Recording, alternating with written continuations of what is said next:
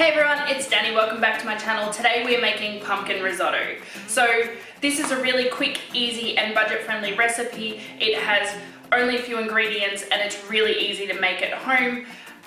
It's also a really good recipe if you're trying to eat less meat and wanting to do like a meatless Monday. It comes together in about 25 minutes, so let's get started.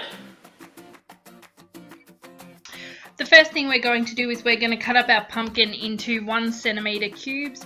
We're going to coat them liberally with olive oil and we're going to also sprinkle them with a generous amount of salt.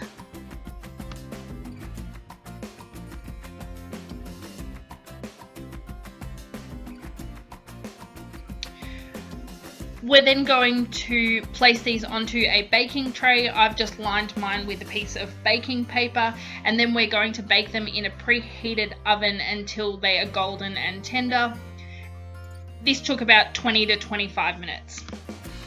To start making our risotto, we're going to put our stock in a pot and leave it over a low flame on one of your other burners. In a large pot, we're going to get about a tablespoon of olive oil and butter, and we're going to allow the butter to melt before we add our onion and our garlic.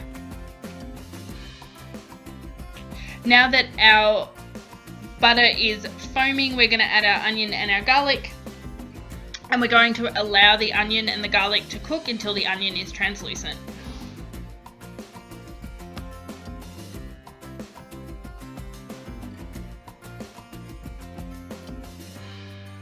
Once our onion is translucent and nicely cooked through, we're going to go ahead and add our rice. We want to coat our rice nicely in our butter and allow it to cook for about a minute, just to toast a little bit. We want to make sure to go ahead and separate all of those grains with a coating of butter. The next thing we're going to do is we're going to slowly start adding our stock. The whole point of a risotto is that we develop the starches while we're stirring, so the rice granules release their starches, and we are just going to add stock, stir until there's no more liquid left in the pan, add some more stock, and keep doing that until our rice is cooked. So you do want to taste occasionally to see how cooked your rice is. And when our rice is cooked, we're going to come back and add the rest of our ingredients.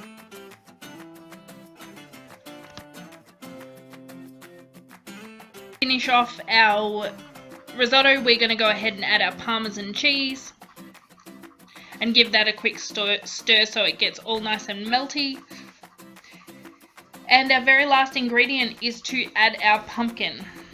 So I'm actually going to go ahead and add about almost all of our pumpkin. I'm going to leave a little bit just to garnish the top of our plate when we serve it.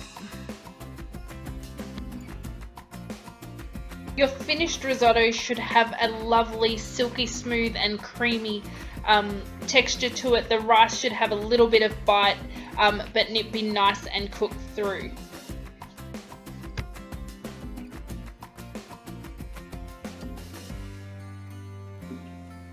Thank you so much for staying until the end and for watching this video. If you like this video, please don't forget to give us a thumbs up, share and comment. We'd love to hear your feedback.